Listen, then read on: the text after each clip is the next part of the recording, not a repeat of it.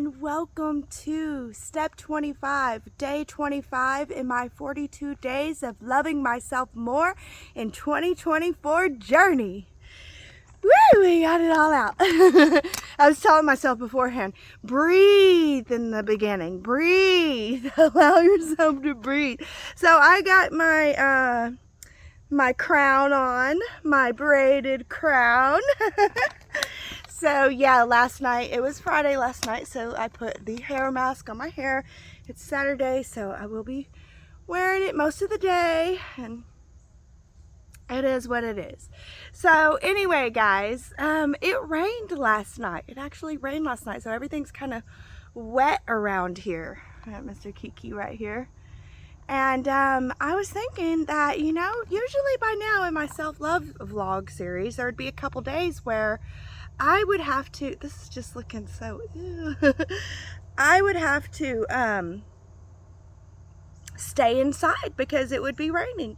And this year, that has not happened once. And honestly, I don't know if it's a good thing or a bad thing. We need rain. Rain is good. Storms are good. And just as good as the sunshine. Too much sunshine is just as bad as too much rain. Well, yeah, you could say that. Anyways, guys, I'm feeling good today. I really am feeling good today. I'm feeling the love in my heart, and I'm allowing myself to feel the love more and more. I'm not focusing on the negatives and the bad stuff, and I'm just moving forward. My brain will go to the neighbor and the problems there, but every single time I tell my brain, you know what? We now have our line. We now know the line that we can't cross. We will respect that line as much as possible. I find it kind of funny because the neighbor says that he bought that land for his son, but I know better. I know that that's just what he thinks we would accept as an answer from him. The truth is, he wants us gone. He thinks that we're trailer trash, and he's worried that we're going to affect his land properties and land values. And it's funny because my dad told him that we wanted to buy that land, which I told you guys we did. We did want to buy that land to put a small little cabin on for me and my husband so that my kids could live here if they happen to have the exact same experience that I had growing up, which was, oh, it turns out you can't really afford a place to live. And you know, you're lucky if you have a family. I didn't have a family, so I was homeless for a long time, and I don't want my children to be homeless, even though they were homeless with me as babies, but they didn't remember that. And I was homeless way before that. But anyway, and it's getting harder and harder and harder to be able to find a place. People are paying rent for the mortgage that we pay here, and we're going to have it paid off in just 5 more years. So it hurts to think to move, because to move means we're going to give up 10 years worth of putting in time and money into this place, and we're not going to find a place for the same price. We only paid 20 grand for this land, and that's just unheard of nowadays.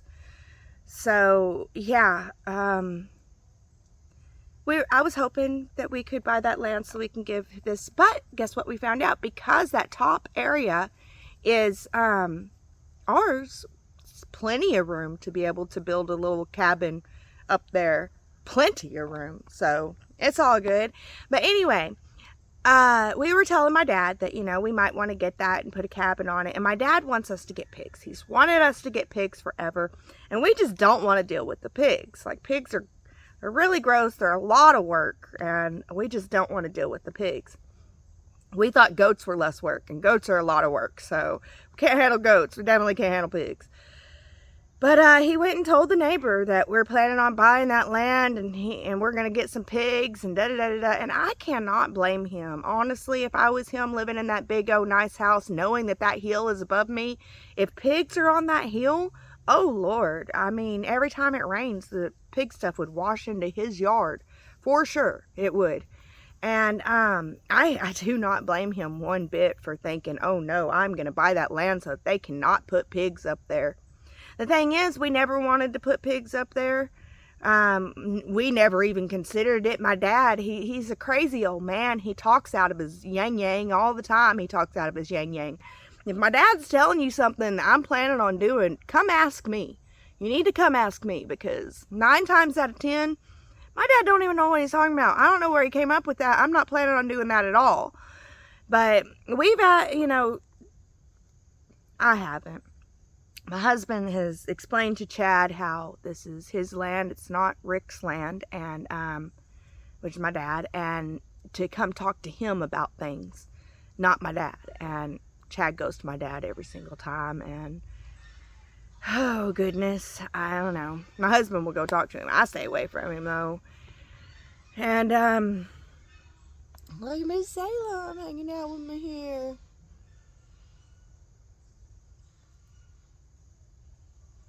But for the most part, I don't want to focus on that. But because he's pulled this stunt, I think, and see, this is what I teach and I preach too. And this is what my sensei teaches and preaches. That we are all master manifestors, whether we think we are or not. If you are a master manifester and you say, I don't believe in manifestation because you're a master manifester, you have just manifested you a life where you can't manifest. Congratulations, you wonderful master manifester, you. You're able to deny yourself your own power. That's how masterful you are and how amazing you are. So, with that being said, we can manifest our fears every single time. Acting on your fears will help you to manifest your fears every single time. So, guess what? Chad was afraid that we would put pigs up there. And now we're considering putting pigs up there because we're a little bit upset about having to do a whole new driveway. He doesn't have to make us do a whole new driveway. He could be a friendly neighbor. We could make driveway easements. That could be possible. But no, apparently in the law, because the previous owners, which is my cousins by marriage, my aunt married their cousin. Okay? So they gave us a good deal on this land, but they were the previous owners, and because they gave us permission to use that driveway, even though it was on their land, we are not entitled to an easement. If the previous owners gave permission and the new owner doesn't, you don't get an easement. Now, it's just how the law's written out, according to the lawyer that I went to talk to. So that sucks. So we can't get an easement. He could grant us one. We could be friendly neighbors, but he don't want to. So he's afraid that we're going to put pigs up there, which is understandable. We might just put pigs up there. But, oh my gosh, I don't want to do things just because I'm petty, because I really don't feel like taking care of pigs, to be honest with you. So I might just leave it alone and say, whatever. I'm so sorry that you were afraid that we were going to have pigs. We don't even want to deal with pigs, okay? So I don't know exactly how it's going to go, but I do know that it's kind of funny because we never had plans to put pigs over there, and now we're kind of talking about it. We're entertaining the idea, whereas before we never would have. And it's because he acted on his fear. He acted on his fear and manifested it, because he is also a wonderful, powerful manifester. So, you guys, I don't know. I don't want to talk about my neighbor all the time. I love him so much. He's a good man. He loves his family. His wife is a wonderful, wonderful woman. She's a veterinarian and she helps animals. And they don't know me, nor do they want to take the time to know me, and that's okay. They shouldn't have to. They shouldn't have to. So, anyways, I don't like talking about them all the time. And today's a step 25 day, so it is a net 7 Leo day. So I'm feeling good. I'm feeling good, and I'm loving my life, and I'm going to continue loving my life and continue moving forward, feeling good with my life. And I'm so grateful for the rain that we received. Thank you, God, for pouring down the rain upon us. And today I work with Kali Ma. And Kali Ma is one of my favorite beloved goddesses, and the work that we do is mostly leg work. And last time, the last day 4, it was day 4 I did Kali Ma, and oh my gosh, I was so sore the next day. So I'm hoping, since I've already gone through the workout once and this is my second time, I'm going to be stronger and be able to recover a lot faster, because I've gained my strength. I felt so weak whenever I started this last time, because it's my hardcore workout. The rest of the year I just do lazy workouts. So although I am thinking about putting more hardcore workouts into my routines, because it was just, I was so sore this time, and I'm like, maybe I should try to do something to not be so sore whenever I start. I don't know. We'll see how it works anyway. Thank you guys so much for watching. Thank you for being here. I'm so blessed to have all of you guys to go on this journey with me. I love that I'm not alone in this journey, and I thank you all so much for being here, and I pray that Mother, Father, God, and Goddess bless you immensely with love. And I'll see you on the flip side. What's up, flip side of the step 25? Okay, so I've gotten my journaling done. The Ascension, again, was 2 full pages. It was 8 questions, which kind of makes me nervous. I'm like, are we going to start having 8 questions? I was kind of okay with 7. I'm just fine with 8, because no matter what it takes, I am willing to put in the work and do what needs to be done for me to ascend. But I also feel like this is going to be a long journey, because I've got a long way to go, and I'm still not even close to perfect. And is Ascension perfect? Ascension is not perfection. Again, that's what we addressed on a different day. Okay, see? We're just going on. I got my self-love also done today. And yeah, again, I think Sensei recommends you do one or the other. I'm doing both. I prefer the self-love, but the Ascension is so good. Okay, so there is something that I wanted to share with you guys today. Today, some of the questions had us channeling our higher self and seeing if our higher self has any messages for us. It had us, it's one of the questions, do you feel connected to angels, ascended masters, or any other higher beings? If yes, who? And are there any messages that are coming through for you today? And I did get a message, but I don't feel like sharing that one, although it's very similar to this one. This is the message that came through from my higher self, and I found it so beautiful that I want to put it in my vlog. I want it to be in my vlog. And you guys, I do go back and watch my old vlogs, because it kind of gives me an idea of where I was, and it shows me how far I've grown. And also, in my 40 Days of Joy vlog, I had COVID. So I'm able to go back and look and see how I handled that. So anyway, a path to joy is always available to those that seek it. Keep your focus on yours. A path to joy is always available to those that seek it. So that means at any given time that I'm feeling frustrated, I'm feeling like I don't deserve ascension, or like I'm lesser than, there's a path to joy available to me if I choose to look for it. Now, that's not saying that I can go from, this is so, or crying, so upset, la, la, to, yay, I'm so joyful, like that.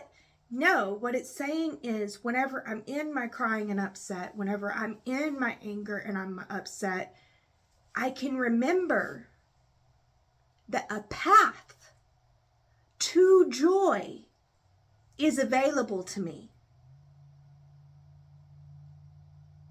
It's my responsibility to keep my focus on that.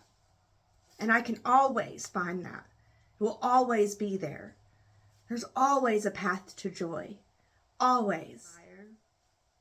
So today I was able to, with the Kali Ma exercises, I really didn't want to do them. I put it off.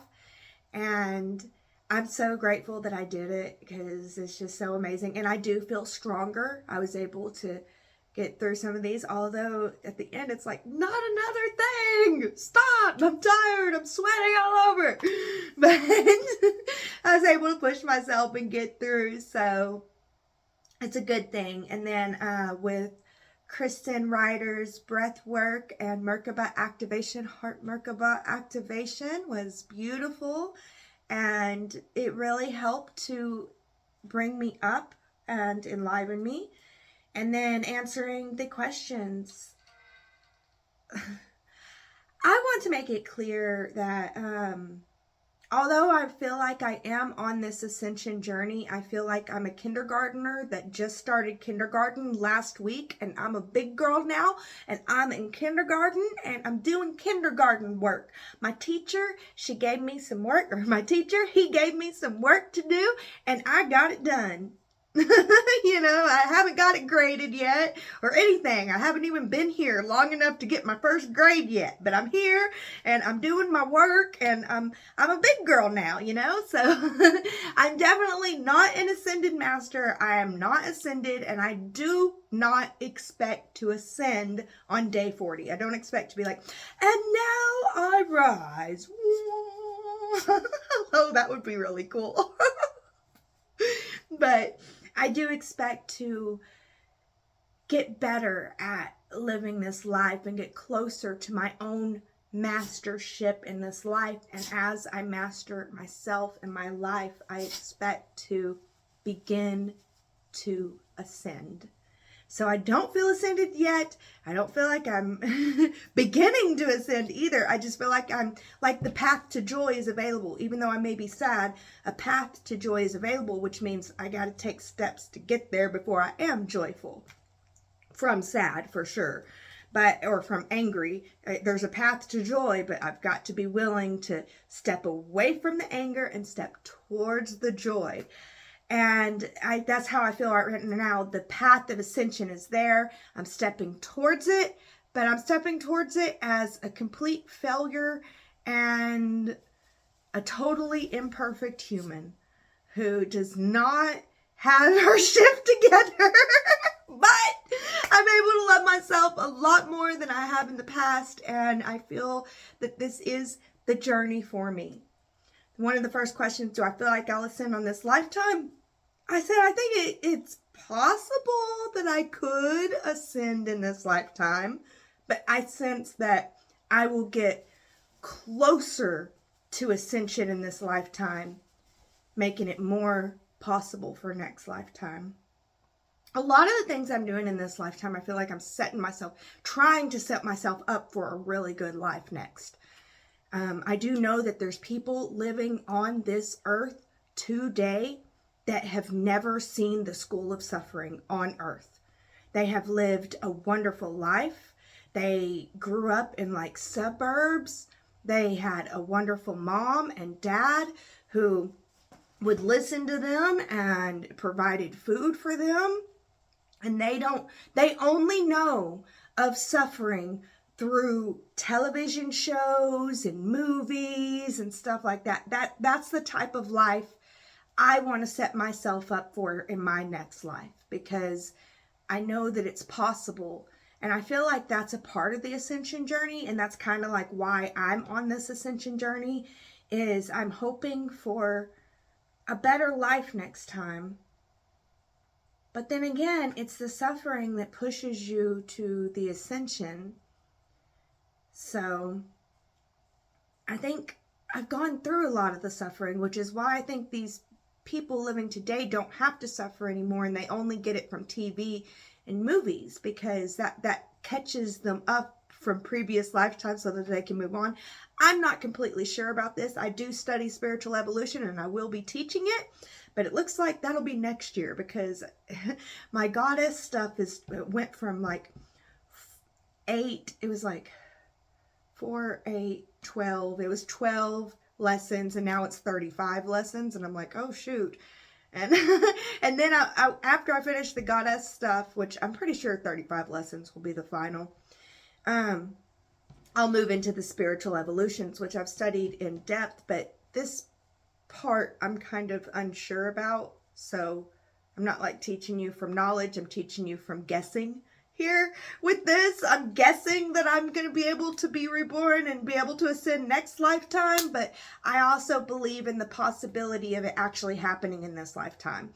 The next question was, do you have any images or senses, anything that comes to you about that? And I just see a phoenix rising, you know, I see a phoenix rising, and I feel like that is going to happen in this lifetime to many people.